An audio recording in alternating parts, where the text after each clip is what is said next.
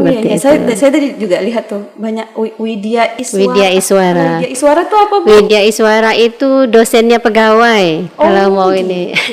Jadi Widya Iswara itu adalah fasilitator ASN dalam mengikuti diklat, baik diklat teknis maupun diklat fungsional. Misalnya ada calon pegawai negeri sipil, kemudian diterima. Nanti kan ada diklatnya, diklat SAR itu ya, Widya Iswara sebagai fasilitatornya. Begitu juga nanti misalnya diklat penjenjangan, diklat yang sudah memiliki jabatan, ada PIM 3, PIM 4. Kalau sekarang namanya pelatihan kepemimpinan, itu juga Widya Iswara sebagai fasilitatornya. Ibu yang ngisi salah satunya gitu ya? Ya, alhamdulillah sempat menjadi Widya Iswara selama 2 tahun. Oke.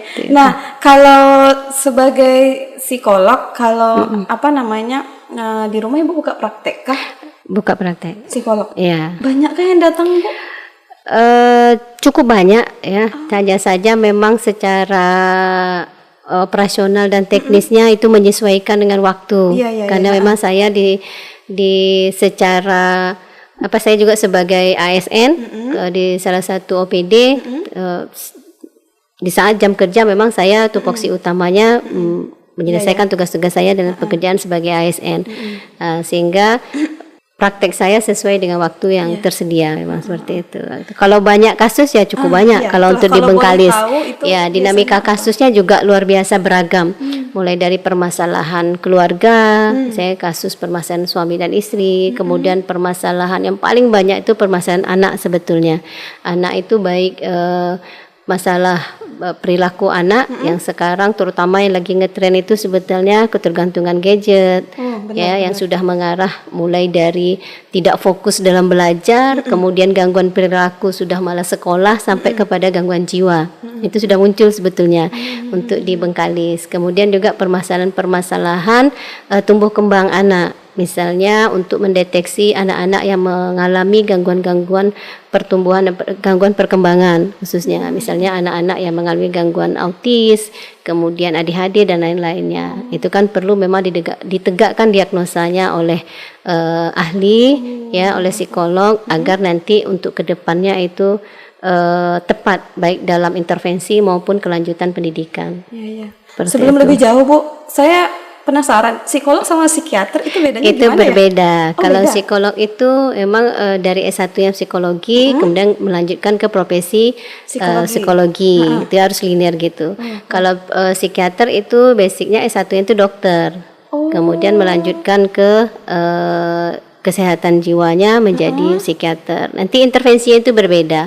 Intervensinya kalau kami psikolog itu lebih kepada intervensi perilaku dan kognitif, dan itu pun untuk levelnya sedang dan ringan. Kalau dokter psikiater itu mereka berwenang dalam intervensi klinis ya, misalnya obat-obatan, dan itu bisa sedang ke berat.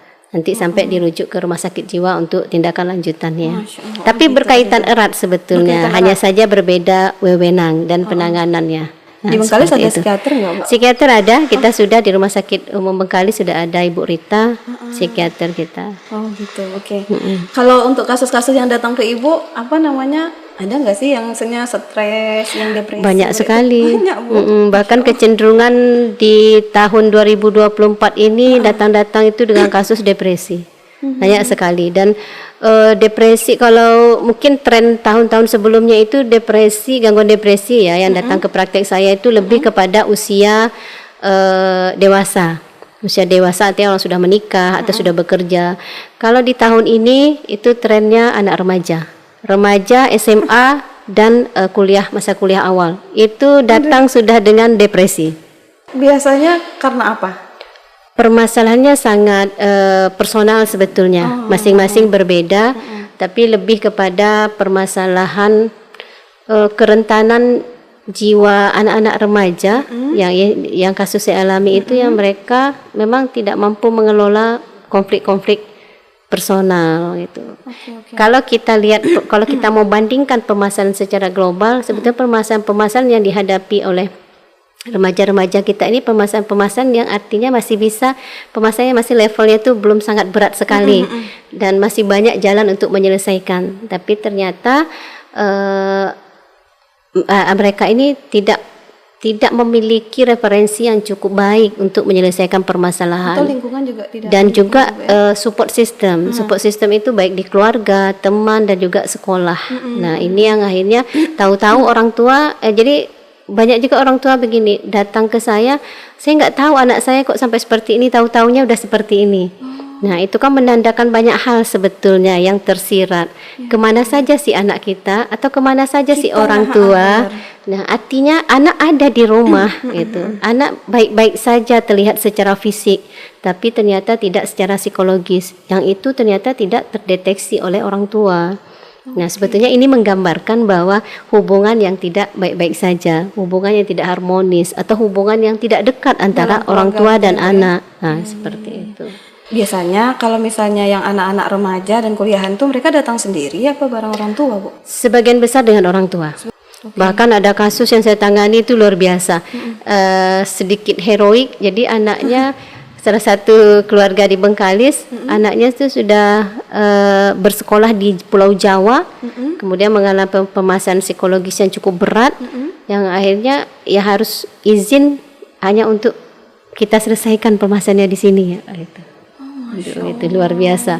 Jadi kalau sudah anak mengalami permasalahan psikologis yang sudah levelnya sedang atau bahkan berat, ya itu memang harus segera untuk kita tangani, karena pasti yang lain akan sudah bermasalah. Ya, fungsi sosialnya sudah akan bermasalah, terganggu, kemudian fungsi pendidikannya juga begitu. Mau sekolah dimanapun, mau sekolah level apapun, sebagus apapun, tapi kalau secara personalnya sudah bermasalah, secara psikologisnya ya pasti tidak akan bisa menjalani dengan baik.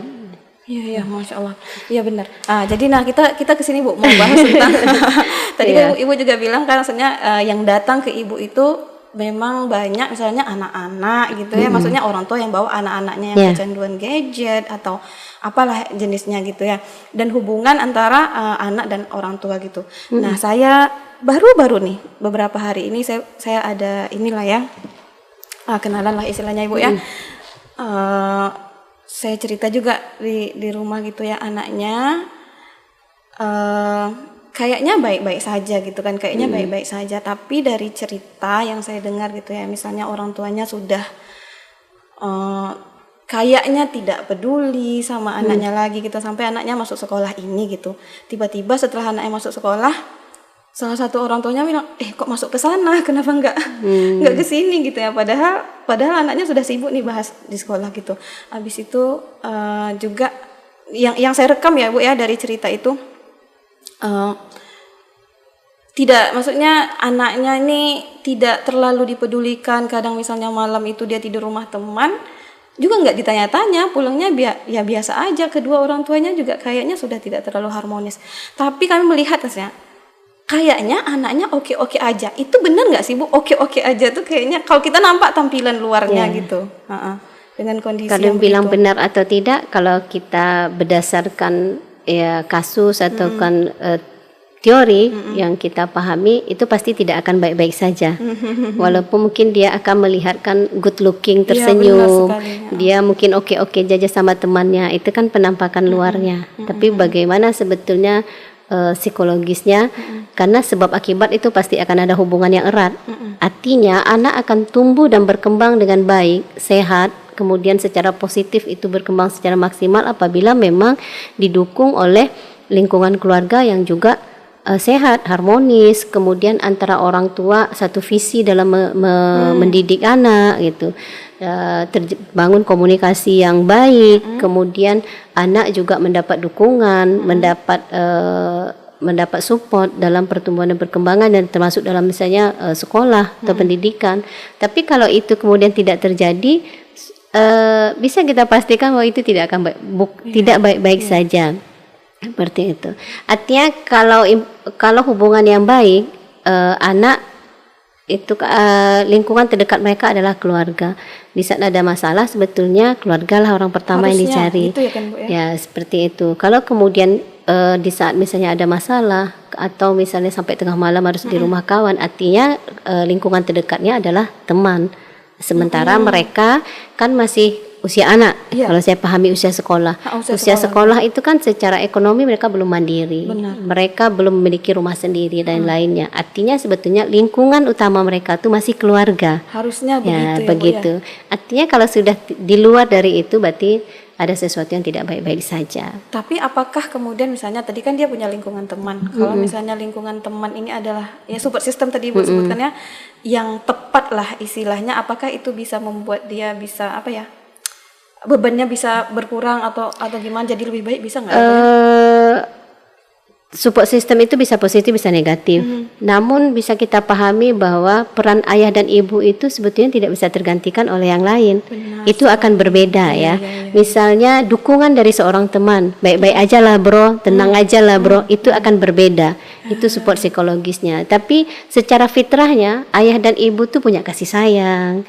Kemudian dukungan ekonomi dan lain-lain, yang hubungan biologis yang itu sebetulnya tidak bisa digantikan, akan berbeda perannya, akan berbeda. Walaupun support system yang lain punya nilai-nilai positif dalam pertumbuhan dan perkembangan seorang anak, namun tak bisa tergantikan oleh peran orang tua. Apalagi orang tua yang memang harusnya memang orang tua yang sehat, positif kehidupan di keluarganya. Ya Allah, ya benar sekali. Nah itu yang mau kita bahas, Bu, peran orang tua ya Bu ya. Tadi yang datang ke Ibu misalnya yang kecanduan gadget itu biasanya usia berapa ya Bu? Sekarang ini justru istilahnya sudah SD masuknya. Jadi semakin tahun itu semakin kecil. Semakin kecil ya SD. Itu biasanya karena apa ya Bu? Ya karenanya pasti pertama itu pola asuh. Itu hal yang pertama. Kenapa pola asuh? Anak itu kan memang kita pahami ya. Sekarang anak-anak kita adalah gen alfa. Sudah gen alfa. Artinya mereka sejak lahir saja mereka sudah memang dekat dengan teknologi. Mereka sudah memang generasi milenial. Itu tidak bisa kita pungkiri. Tapi kan tidak serta-merta anak baru lahir langsung bisa WA. Iya benar. Tidak serta-merta anak itu usia 2 tahun sudah langsung bisa bisa berselancar dengan media sosial. Siapakah yang kemudian memberikan, siapakah yang memfasilitasi, bisakah mereka usia 3 tahun beli paket data? Rasanya dalam nalar logika kita dan kebiasaan kita pun itu tidak akan terjadi. Artinya yang memfasilitasi itu adalah orang tua, keluarga terdekat. Keluarga terdekat, apakah orang tua ataupun pengasuh yang ada di sekeliling anak. Nah, tentu kita melihat sebab akibatnya. Kenapa sih ini terjadi? Ya mungkin fenomena ya. Fenomena di samping memang sekarang sudah eranya digitalisasi, milenial, yang memang gadget menjadi teman sehari-hari yang memang ada di samping kita. Nah, penggunaannya yang mungkin dalam pengasuhan ini yang masih belum sepenuhnya tepat digunakan oleh para orang tua. Kapan idealnya anak diberikan? Nah, sebabnya kenapa kemudian kecanduan di usia dini tentunya sejak kecil, artinya anak-anak sudah sangat intensif mereka berinteraksi dengan gadget. Ya, belum waktunya mereka sudah berinteraksi, atau selain sejak dini sudah berinteraksi dengan gadget juga intensitas. Yang idealnya awalnya mungkin hanya nonton-nonton kartun, ipin-ipin, tapi lama-kelamaan dari 1 jam, 2 jam, bahkan terkadang seharian penuh. Anak-anak betul-betul tidak lepas dari gadget. Nah, kalau seminggu, sebulan, setahun, ya karena sistem di otak kita, jadi komunikasi di sistem saraf kita itu sangat ditentukan oleh informasi yang masuk. Jadi baik dari indera penglihatan, dari indera pendengaran dan lain-lainnya, itu sangat mempengaruhi sistem kerja di otak. Kalau sekian lama mata anak melihat gadget dalam berjam-jam dalam satu hari, itu juga akan sangat mempengaruhi sistem kerja otak anak gitu. Cuma kan kadang-kadang gini Bu, maksudnya orang tua bekerja full time misalnya pergi pagi gitu ya, pulangnya udah sore, dua-duanya seperti itu. Nah, anak mau tidak mau ditinggalkan sama pengasuhnya atau sama neneknya misalnya begitu. Kan tidak sama dong. Walaupun misalnya orang tua punya metode mendidik anak sendiri, nggak boleh misalnya begini. Tapi kan orang tua tidak di rumah gitu ya. Sementara yang ngasuh tidak punya ini yang sama seperti orang tua, pendapat yang sama seperti orang tua. Iya. Tetap tanggung jawab itu kepada kedua orang tua. Artinya di saat kita menikah dan mempunyai anak, itu pentingnya kita memiliki arah yang jelas, visi dan misi yang jelas. Artinya kita punya anak nih, kita sekarang sebagai orang tua mau dikemanakan anak kita, mau jadi generasi yang apa, cerdaskah, solehkah, dan yang lain-lainnya. Nah itu juga tentu akan sampai dibicarakan itu strateginya seperti apa. Oke, bekerja mungkin sebuah keniscayaan, artinya karena faktor ekonomi kedua orang tua harus bekerja. Namun kan tidak serta-merta kemudian dialihkan pengasuhan itu kepada orang lain, pihak ketiga, apakah itu pengasuh ataupun nenek dan lain-lainnya, itu berdasarkan pola pengasuh yang ketiga. Artinya yang berperan bertanggung jawab itu kita orang tua. Tetap harus ditegaskan. Jadi sebetulnya kayak juknis, kayak mana misalnya kalau kita tinggal itu boleh tidak HP atau bagaimana, itu harus sangat jelas kepada pengasuh yang bukan pengasuh kita. Di situ kita berperan. Tapi kalau kita hanya tinggalkan saja, itu namanya orang tua tidak berperan. Kemudian kita menyalahkan keadaan. Nah, kenapa begini? Karena diasuh neneknya, karena diasuh oleh pembantunya. Pembantu itu kan bekerja karena arahan kita. Benar sekali. Kita yang punya kendali. Sekarang kendali pendidikan itu ditentukan oleh di saat kita punya visi atau tidak dalam mendidik. Kalau kita punya visi, kita sangat tahu ini anak yang Allah titipkan kepada kita, harus kita jaga dengan cara apa. Walaupun kita misalnya secara fisik tidak ada di saat itu, tapi bagaimana pola mendidik kita tetap diterapkan kepada anak kita. Sebetulnya orang tua punya power, cuma selama ini sering seperti itu kondisinya. Artinya kita dikalahkan oleh keadaan dan situasi. Sebetulnya tidak perlu dikalahkan di saat kita punya prinsip yang jelas. Tapi di saat orang tua tidak punya prinsip yang jelas, semuanya terguras. Berarti suami istri sebenarnya udah harus wajib sebetulnya. Udah harus ditegaskan. Sebetulnya dalam Islam pun juga sudah menegaskan kepada kita ya. Dalam surah An-Nisa kan juga sudah disampaikan, hendaklah kita takut kepada Allah di saat kita meninggalkan generasi yang lemah. Kemudian tanggung jawab dalam pendidikan juga Islam sudah sangat sempurna mengatur itu. Tidak diberikan beban itu hanya kepada ibu, tapi tanggung jawab adalah kepada kedua orang tua. Sama sebetulnya, hanya saja secara teknis yang kemudian dibagi porsi mana yang lebih banyak, mana yang seperti ini. Bukan kemudian saling melebihkan di antara satu yang lain, tapi saling melengkapi. Dan kedua orang tua itu memiliki peran yang sama pentingnya dalam pertumbuhan dan perkembangan anak. Tak bisa kita mengabaikan peran salah satunya. Ada nggak Ibu ketemu kasus yang misalnya karena kecanduan gadget sampai speech delay gitu, keterlambatan bicara? Banyak. Tapi benar ya Bu, maksudnya kecanduan gadget bisa mempengaruhi itu? Sangat mempengaruhi itu. Karena begini, karena perkembangan bahasa, jadi gangguan bicara itu sangat berkaitan erat dengan perkembangan bahasa. Perkembangan bahasa itu paling mudah kita lihat adalah kemampuan anak untuk bisa menjalin komunikasi. Berbicara A, B, C, Umi aku mau minum, Umi aku mau bermain, itu kan kemampuan bicara. Tentunya kita mengukur itu bermasalah atau tidak sesuai dengan usianya.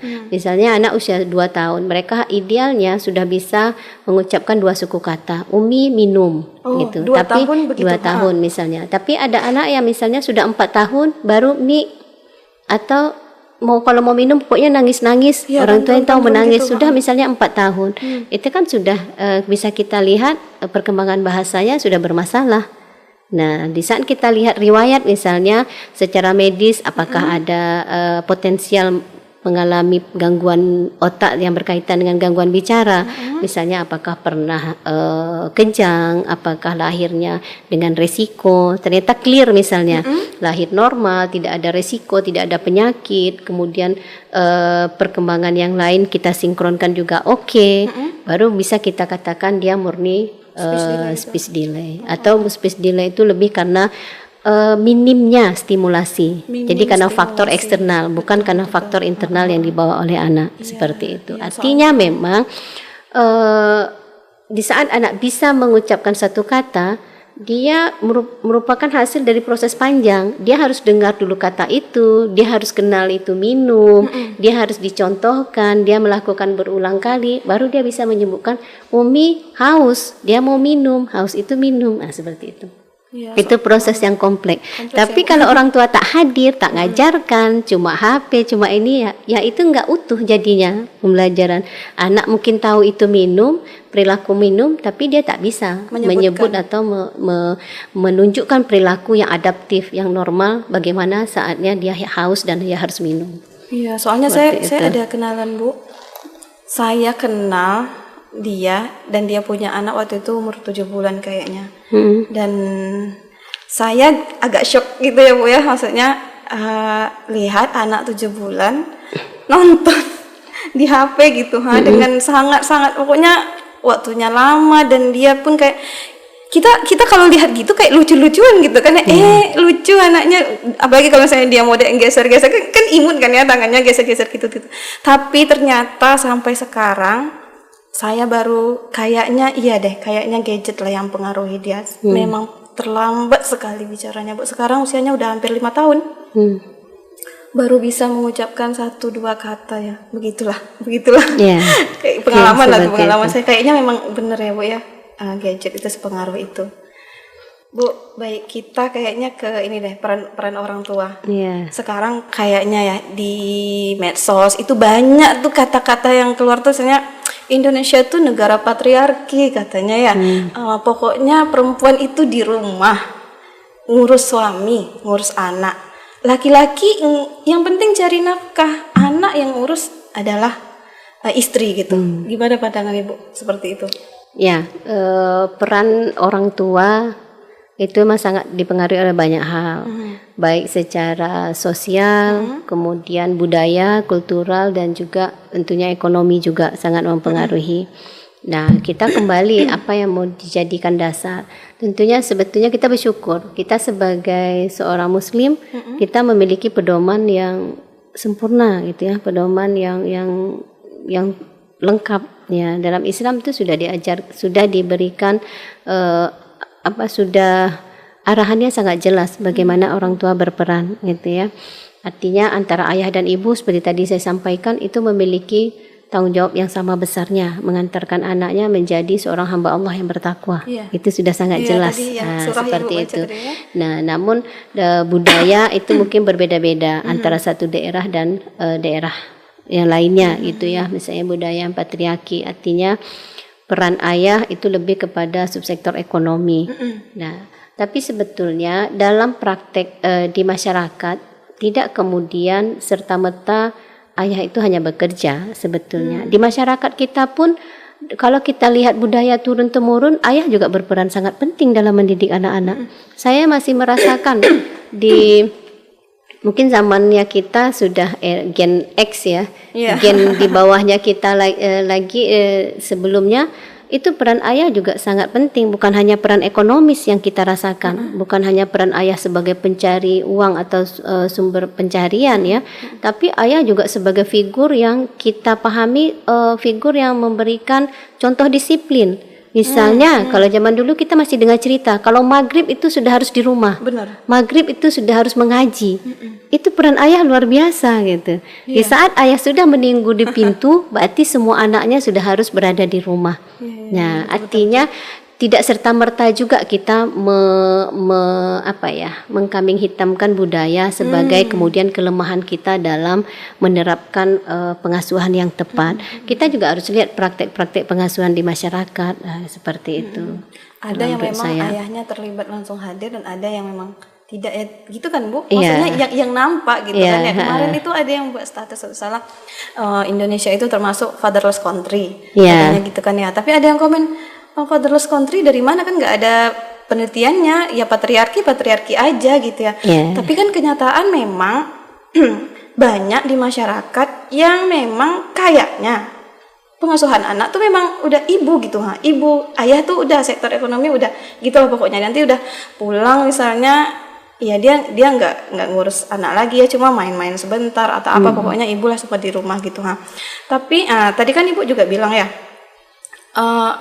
dua orang tua itu, maksudnya orang tua dua-duanya itu punya kewajiban yang sama kan dalam membesarkan anak gitu. Bagaimana kalau misalnya salah satunya itu tidak hadir cukup lah istilahnya dalam mendidik anak gitu? Ya, jadi begini, panjang ceritanya.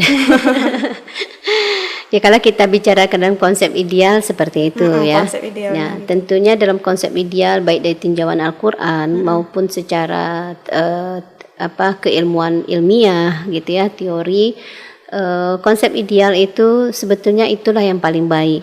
Artinya kalau konsep ideal itu kemudian kita terapkan, tentu pengasuhan itu akan menghasilkan anak-anak yang baik, yang soleh, yang cerdas dan lain-lainnya. Nah, namun pada kenyataannya tidak semua, ya kita tidak juga menyalahkan 100% misalnya budaya atau yang lain-lainnya.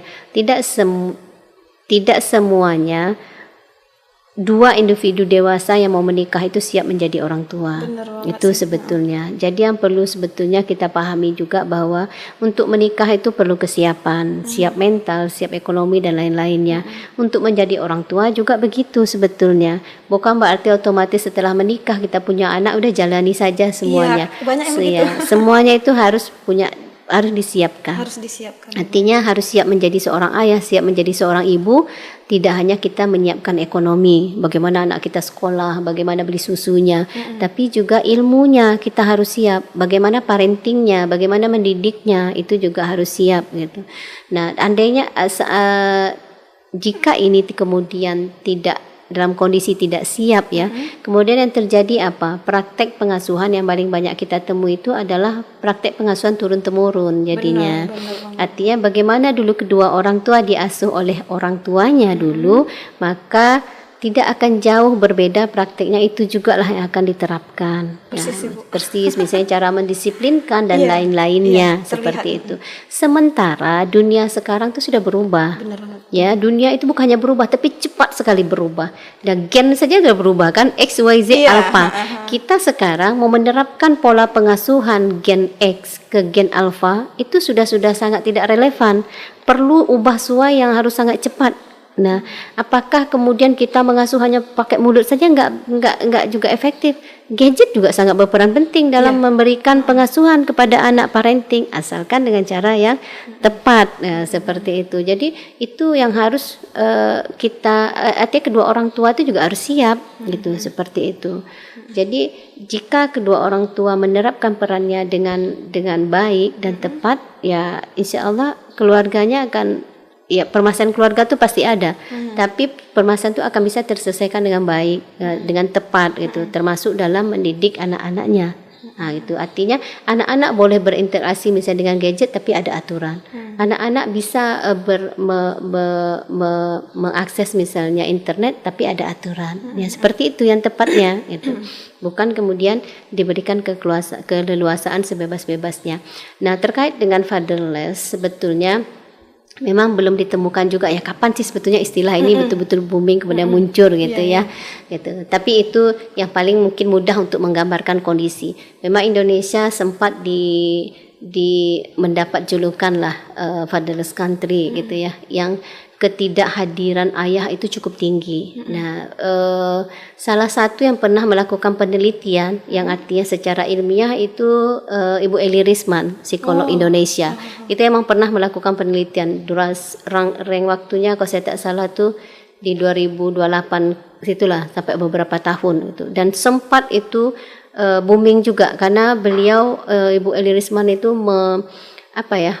melakukan advokasi ke pemerintahan, ke DPR RI begitu terkait dengan daruratnya Indonesia dalam hal fatherless ini gitu. Artinya dari mana berangkat? Tentu kami psikolog ini sebetulnya berangkat dari kasus-kasus yang kami temukan. Nanti ujungnya itu akan ditemukan benang merahnya. Misal kasus-kasus itu ternyata ini memang ketidakhadiran sosok atau figur ayah dalam mendidik. Nah, jadi sangat ini ya, fenomena itu memang sangat banyak sekarang kita rasakan bahwa pendidikan ini lebih banyak secara praktek dalam pengasuhan itu dominan yang terlibat secara teknis itu adalah ibu. Kemudian ayah itu secara teknis tidak terlibat itu. Ada tapi tidak ada itu ya. Secara biologis dia adalah ayah tapi secara psikologis dia tidak dirasakan figurnya, keberadaannya. Jadi kalau istilah Ibu Eli Risman itu berayah tapi tidak berayah. Nah gitu. Dia secara biologis ada ayahnya tapi secara psikologis dia tidak berayah gitu. Akan nampak sebetulnya anak yang kehilangan sosok ayah itu. Nah, tadi Ibu udah sampai pada bagian yang sebenarnya akankah ada dampak sebenarnya kalau misalnya ayah itu tidak hadir dalam mendidik anaknya. Dari kasus-kasus misalnya Ibu pernah nggak nangani kasus yang seperti itu, Bu? Pernah, sangat berat tuh kasus pembunuhan sebetulnya. Allah. Anak pelaku pembunuhan. Ada kita di Bengkali sini. Serius Bu? Iya. Allahu Akbar. Jadi kasus yang kami tangani, saya kan cukup lama juga bersama-sama dengan P2TP2A, kemudian PPA di Polres dalam penanganan kasus-kasus anak yang berhadapan dengan hukum. Ya, kasus pencurian, kemudian yang lain-lainnya gitu ya, termasuk misalnya persetubuhan, itu cukup banyak kami tangani. Ya, hasil wawancara mendalam kami endingnya sebagian besar hampir 90% itu bermula dari pola pengasuhan, artinya keluarga yang broken, keluarga yang orang tuanya antara ibu dan bapaknya memang memiliki masalah yang cukup berat dalam pengasuhan gitu. Sehingga anak-anak ini memang nggak punya figur ya, artinya hidup sudah dengan teman, dengan nenek, dengan keluarga yang lain yang mereka juga tidak mendapatkan kebutuhan yang positif, apakah kasih sayang, ekonomi dan lain-lainnya di saat fase mereka bertumbuh dan berkembang itu sampai seperti itu. Luar biasa. Ada yang saya cukup ini ya, cukup tersentak dalam sebuah kasus yang saya tangani dari wawancara mendalam kami itu, kenapa alasannya, apakah tidak takut dihukum, itu sudah nggak menjadi pikiran mereka lagi. Biar aja lah kami dihukum, biar aja lah kami dipenjara, yang penting saya puas melihat orang tua saya.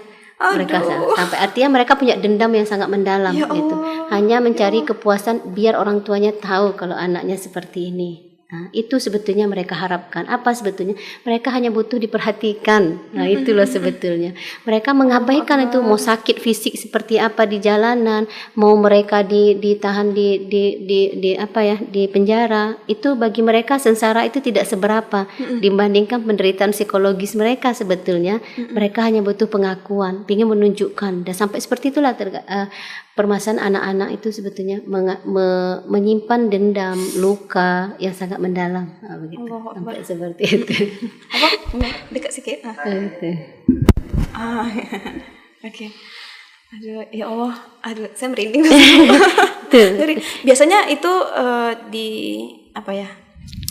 penyelesaiannya gimana tuh, Bu? Maksudnya ke anak itu, dibimbingnya gimana? Gitu? Ya, memang itu tidak bisa diselesaikan oleh satu pihak gitu ya. Biasanya kan kalau kasus-kasus seperti itu kami di psikolog bagian untuk investigasi, untuk menemukan benang merah sebab akibat, betulkah kejadian kronologis dan seperti itu. Di samping juga PPA di Polres juga menginvestigasi itu, sehingga nanti kasus hukumnya jelas apakah pelakunya si A atau memang anak ini adalah pelaku, dengan siapa, motifnya apa, itu yang kita temukan. Namun di samping itu kan juga kita mencari kronologis juga apa sih sampai mereka menjadi melakukan kenakalan dengan pemberatan hukum, misalnya seperti itu.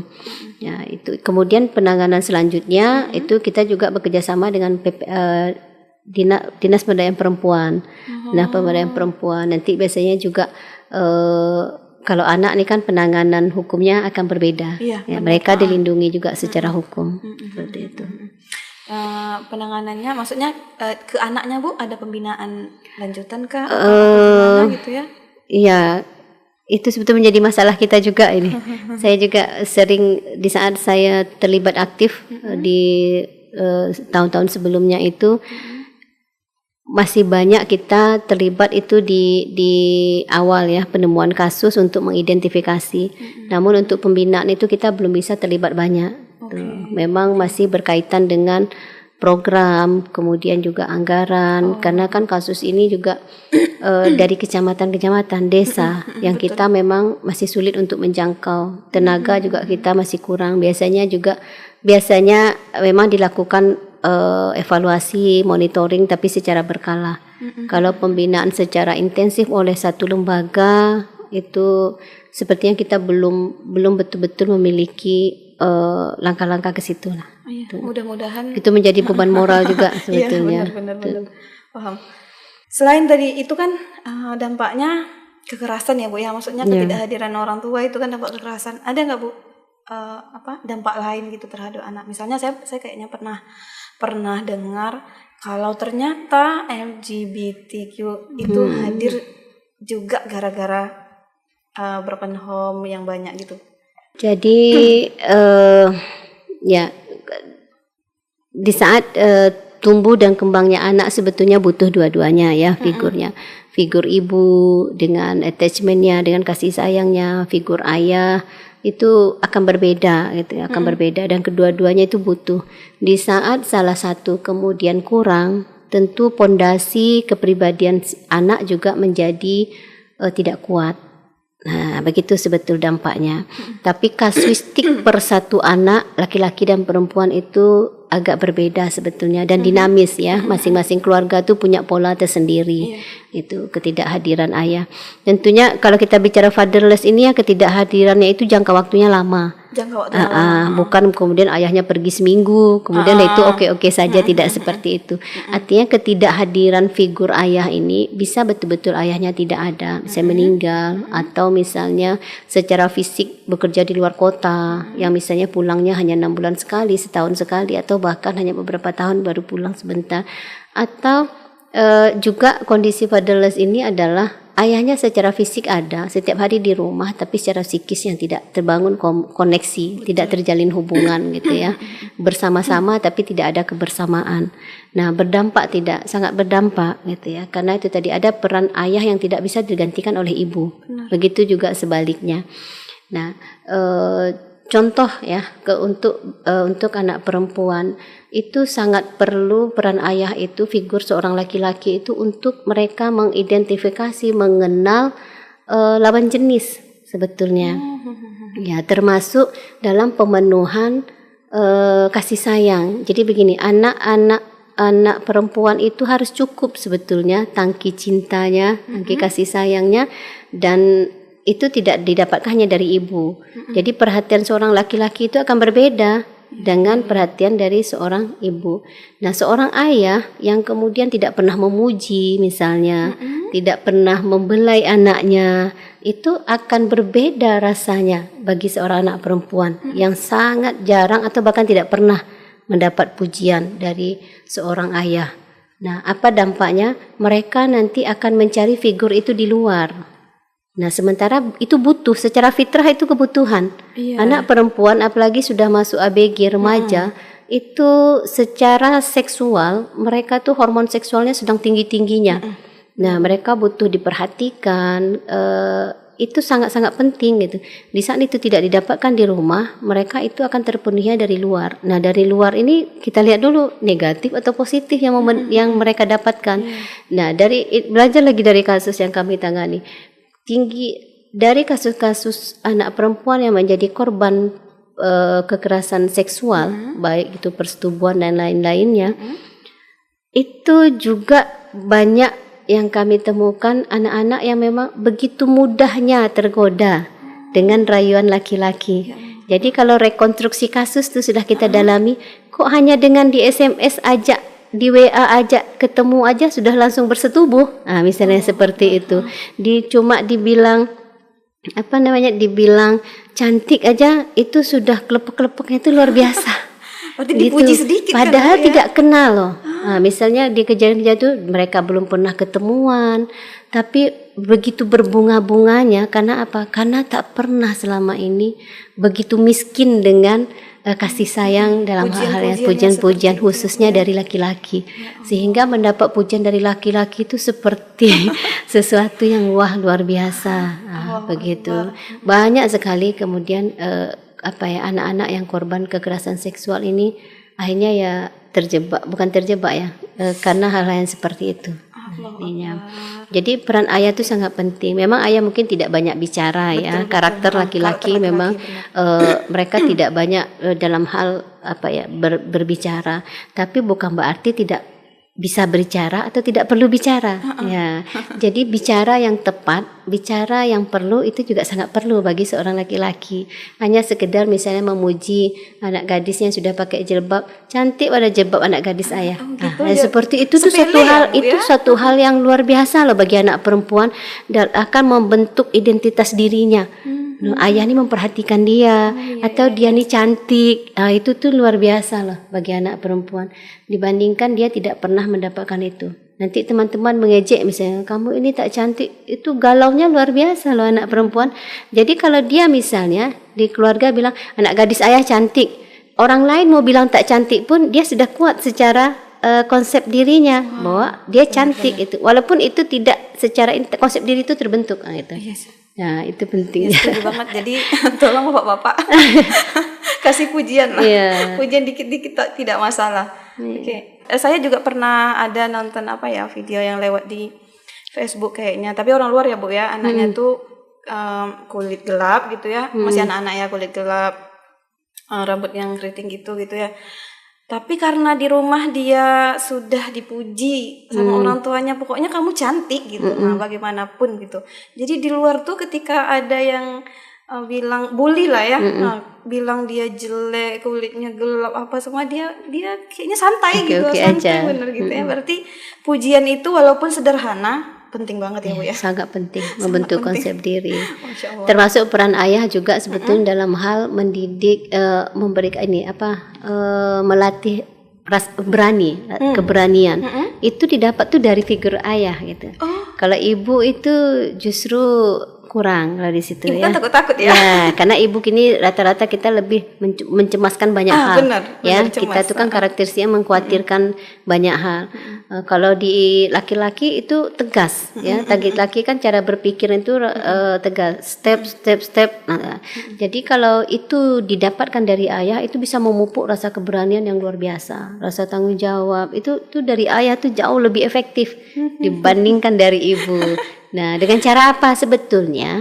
Tidak perlu juga ayah menerapkan pengasuhan ini dengan berteori, itu juga tidak itu. Tapi misalnya mengajak anak bermain apa? Anak manjat, itu kan akan berbeda tuh contoh ya. Kalau kita ibu nanti jatuh, hati-hati. Kalau ibu, kalau ayah kan pegang kuat sampai atas nanti turun lagi. Seperti itu. Itu memberikan rasa berani ke anak. Berarti anak bisa gitu. Walaupun sebetulnya ayah khawatir, tapi kan cara mengekspresikan kekhawatiran itu berbeda. Dia akan memberikan kepercayaan dan memberikan kesempatan agar anak ini bisa mencoba. Kalau ibu kan sebetulnya juga sama, tapi caranya kan berbeda. Rasa cemasnya lebih tinggi. Artinya sering anak menjadi tak yakin. Itu. Jadi begitu itu saling komplementer, itu memenuhinya seperti itu. Atau bermain. Kalau dengan ibu mungkin anak laki-laki bermain fisik itu terbatas. Misalnya main perang-perangan, main kuda-kudaan atau gulat-gulat. Itu sangat penting bagi anak laki-laki. Sebetulnya siapa yang menang, kadang ayah berpura menang atau ayah pura-pura kalah.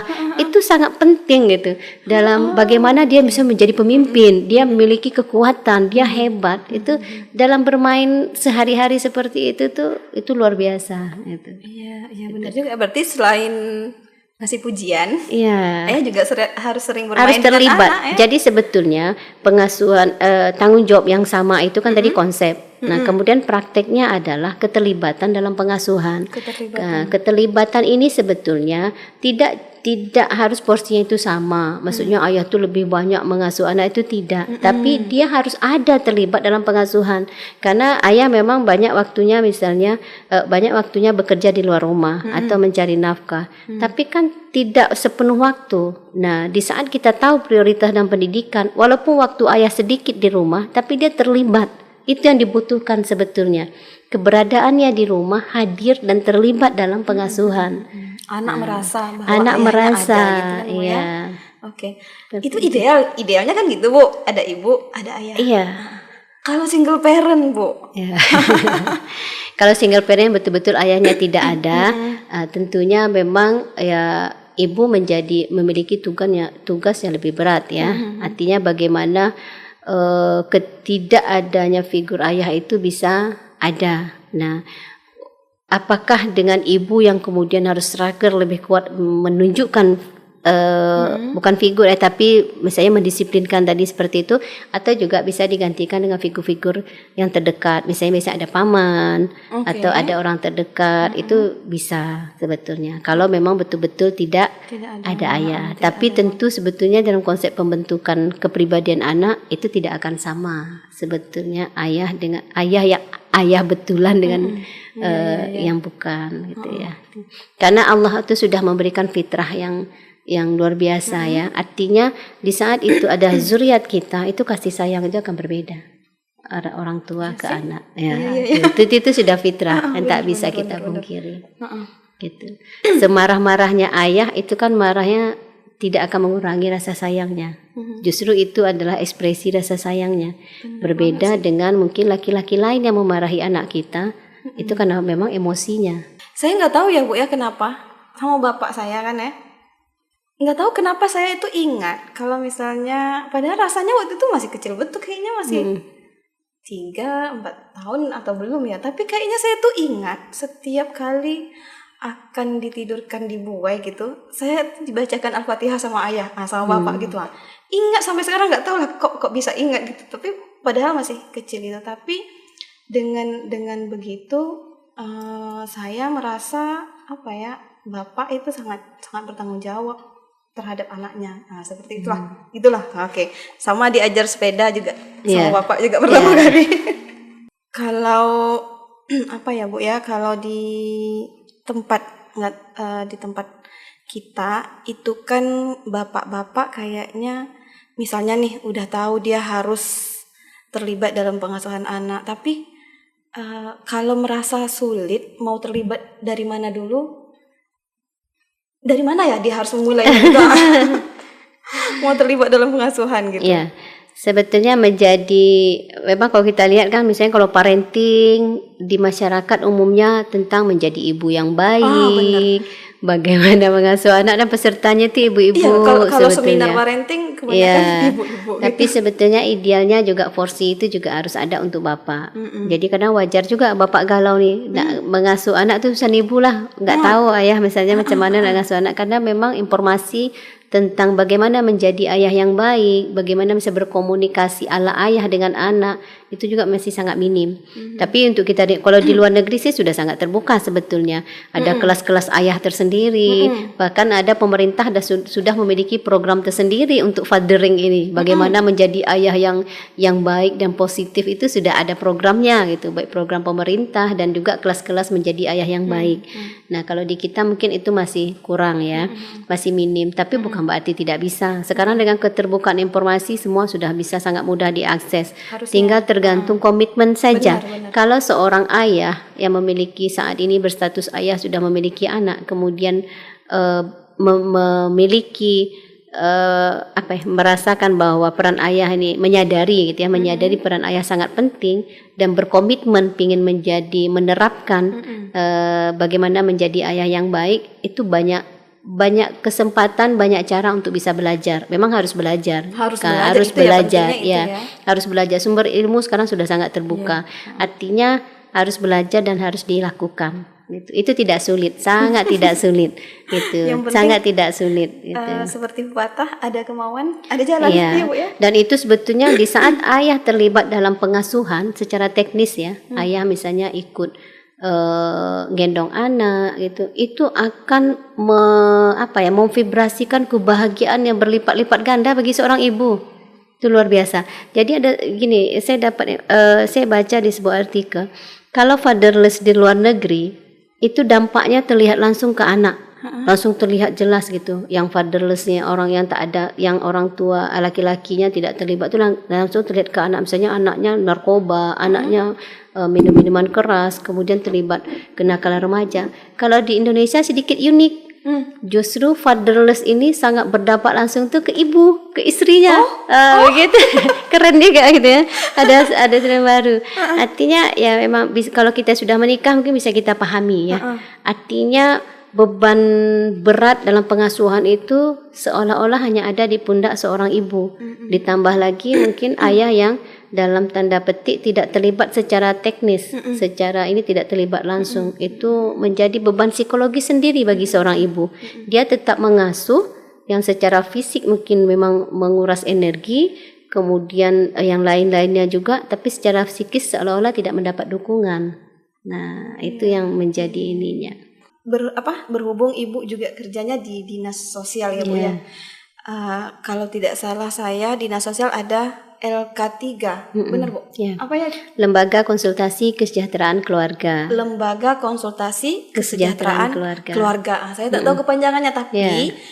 kami Desa Damai itu pernah sekali ngundang LK3 waktu itu. Sosialisasi ya. Sosialisasi kayaknya apa yang bahasa waktu itu saya masih di Maghrib mengaji waktu itu ya, kami ngundang LK3 siapa ya, Ibu Nur Haida, Bu Mufaroah. Mufaroah bener ya, Bu Mufaroah bener yang ngisi di situ.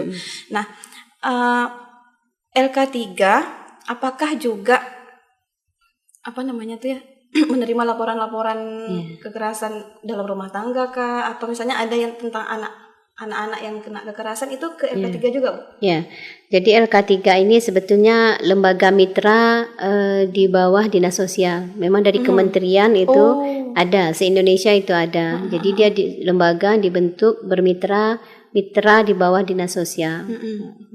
Jadi LK3 ini kan lembaga konsultasi kesejahteraan keluarga yang memang menangani pemasan-pemasan dalam keluarga. Jadi keluarga itu bisa masalah pasangan, bisa masalah anak, dan bisa masalah anak dalam keluarga. Seperti itu. Jadi memang banyak yang kita tangani gitu. Bahkan di 2022 kemarin kita membuat sebuah inovasi di LK3 ini, konseling keliling. Konseling keliling LK3 sahabat keluarga. Itulah yang salah satu datang ke Desa Damai itu. Jadi memang bener, kita keliling ke desa, kita jemput bola. Ke sekretariatnya LK3 ini kan di belakang makam pahlawan. Banyak, tidak di kantor Dinas Sosial. Itu Dinas Sosial juga di belakang makam pahlawan itu kan Dinas Sosial juga yang tupoksi Dinas Sosial juga. Kemudian di belakang pahlawan tuh ada LBK namanya, lembaga kesejahteraan sosial kita di sana. Misalnya kita kalau mengadakan pelatihan di situ, termasuklah ada sekretariat LK3. Nah mungkin kan keberadaannya belum banyak diketahui. Benar. Nah walaupun sebetulnya kita sudah sangat eksis LK3 dalam penanganan kasus. Kita juga bekerja sama dengan kalau dulu namanya P2 TP2A, kalau sekarang kan UPT-nya Dinas Pemberdayaan Perempuan, PPA di Polres. Seperti yang tadi saya katakan, kami menangani kasus-kasus itu. LK3 juga berperan sangat aktif sudah selama ini. Jadi kalau ada kasus kekerasan seksual atau kekerasan dalam rumah tangga, kita sering mendapatkan laporan, yang langsung melapor, atau kita bekerja sama dengan Dinas Pemberdayaan Perempuan atau PPA dalam menangani kasus-kasus ini. Kita memberikan pendampingan kalau kita lebih kepada memberikan pendampingan psikologisnya. Kalau kasusnya laporan nanti kita terima, kita dampingi dan kita arahkan kemana tepatnya, apakah ke Polres, apakah Pemberdayaan Perempuan, atau bagaimana selanjutnya. Kita juga kalau kasus-kasus ini sampai melakukan ini kunjungan rumah gitu untuk yang korban-korban ya, atau keluarga yang membutuhkan pendampingan. Bahkan ke kecamatan-kecamatan turun itu. Misalnya ada kasus anak yang dipasung. Ya masih ada tuh. Misalnya di sini ada maksudnya? Ada di Bengkalis ini. Misalnya anak korban kekerasan ya, kemudian dibatasi lah, dirantai misalnya di sebuah kebun. Kemudian kita mendapatkan laporan, itu kita lakukan advokasi upaya bagaimana anak ini kemudian bisa mendapatkan hak-haknya. Nah, sampai seperti itu yang kita lakukan. Jadi di LK3 ini ada tim konselornya.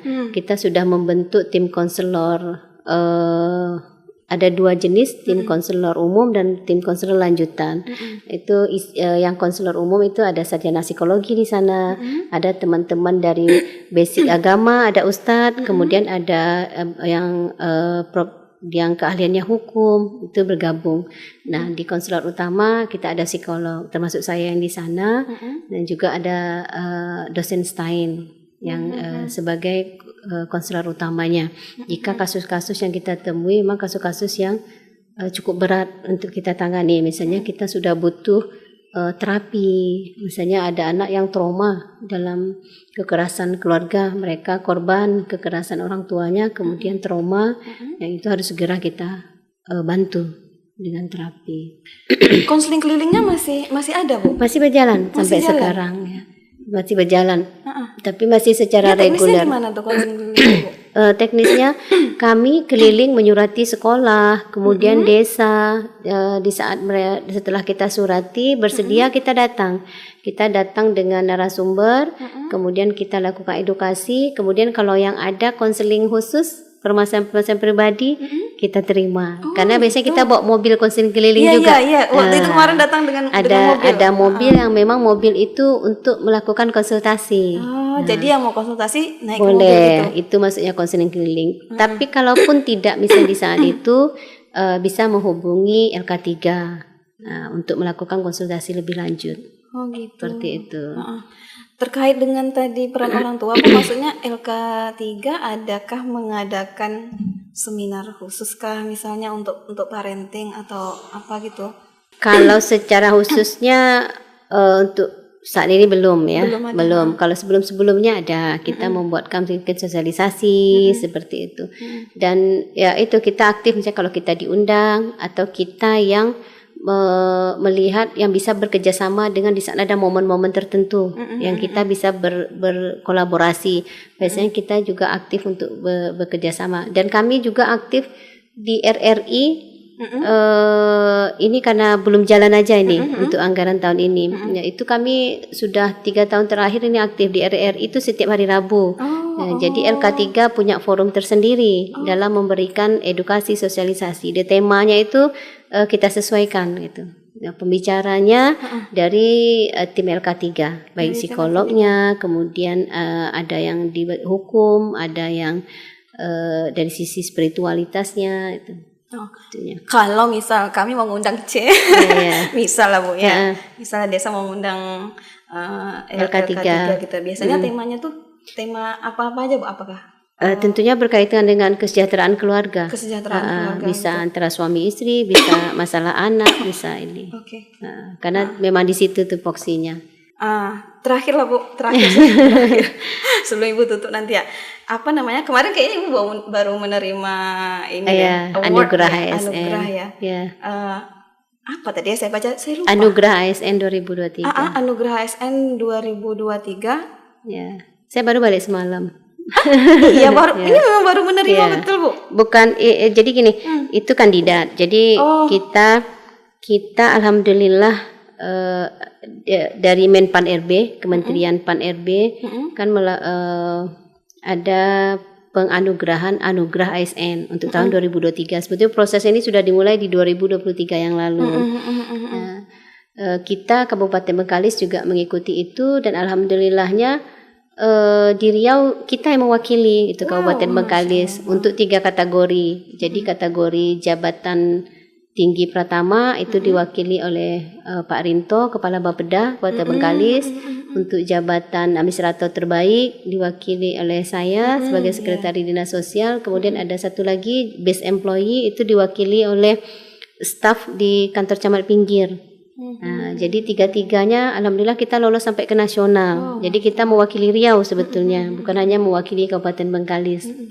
Karena satu kategori di setiap kabupaten tuh hanya boleh mengutus 1. Begitu juga provinsi. Nah, gitu. Di nasional kemarin itu kita seleksi tahap akhir nasional. Seleksi tahap akhir nasional, tapi sudah diseleksi tahap nasional gitu, sudah melewati tahap daerah dan provinsi. Alhamdulillah bertemu dengan seluruh kandidat se-Indonesia ya, luar biasa dengan berbagai inovasi terbaiknya. Ya, jadi memang yang dinilai ini adalah inovasinya sebetulnya. ASN yang berkinerja tinggi, yang memiliki inovasi yang memang berdampak pada daerah terhadap kinerjanya, itu yang dilihat. Pengalaman luar biasa. Bisa ketemu Menpan langsung, kemudian yang paling luar biasa itu mendapat sharing ilmu dari berbagai kandidat itu. Jadi banyak yang bisa kita ambil ilmunya untuk kita lebih baik lagi dalam bekerja. Oke. Nah, terakhir Bu, terakhir lagi. Terakhir. Nah, ini terakhir betul terakhir. Terakhir Bu, pesan Ibu lah kepada para orang tua yang punya anak-anak masih kecil-kecil misalnya. Ya, tentu pesan ini terutama sebetulnya untuk saya secara pribadi dan untuk para orang tua, ayah maupun ibu, untuk kita sama-sama kembali kepada Al-Quran dalam mendidik anak. Artinya Allah sudah memberikan kewajiban itu kepada kita, bahwa kita sebagai orang tua hendaknya memahami tanggung jawab kita seutuhnya sebagai orang tua, dan itu akan kita pertanggungjawabkan gitu. Artinya bagaimana kita kemudian bisa berperan secara baik, melaksanakan peran-peran kita baik sebagai ayah, baik sebagai ibu, sebagai wujud kita, wujud ketakwaan kita kepada Allah. Artinya dengan kita berperan secara baik dan tepat dalam mendidik anak-anak kita, baik anak-anak kita kecil sampai anak kita sudah besar sebetulnya, bukan hanya anak kita kecil, itu kita akan menyiapkan generasi-generasi yang baik, generasi-generasi yang kuat, generasi-generasi yang berkualitas, dimulai dari rumah tangga kita. Dimulai dari anak-anak kita. Insya Allah kuat generasi kita, kuat anak-anak kita, maka kuat juga generasi Islam ke depan. Insya Allah. Dari berawal dari rumah tangga. Rumah tangga. Saya suka dulu siapa ya? Indonesian Strong from Home. Siapa ya Bapak itu? Bapak Edi ya? Ayah Edi ya, dia punya tagline itu kan, Indonesian Strong from Home, itu keren banget ininya. Oke, terima kasih banyak sekali Bu Eji yang sudah dipelajari, dan apa ya, ada hal-hal yang juga mengejutkan sekali ternyata terjadi di tempat kita ini ya Bu ya. Mudah-mudahan lebih banyak orang tua, makin banyak yang sadar akan pentingnya peran keduanya dalam mendidik anak, supaya anaknya juga lebih baik, keluarganya juga jadi harmonis, dan tentu saja bangsa kita juga jadi lebih baik. Saya tutup dengan lafaz hamdalah. Alhamdulillahirabbil alamin. Assalamualaikum warahmatullahi wabarakatuh.